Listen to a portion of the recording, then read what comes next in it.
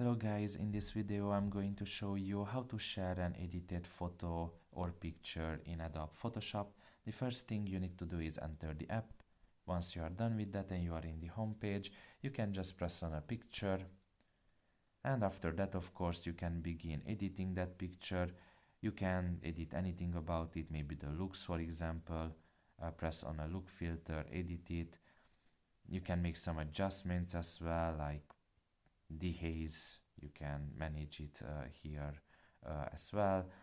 You can just edit your photo in whatever way you can, and after that, once you are done with it, you can just press on the share symbol in the top of your right corner, and you will be able to share it with somebody in the following applications down below, like Instagram messages, Line, Facebook groups, Facebook Messenger, and you can even press on others to see other options where you can also share basically in other applications. Press on the more option and you will be able to um, share it basically in any other application that you can see here. So that's pretty much it really. I hope this video was helpful to you. Thank you for listening and see you next time. Bye bye.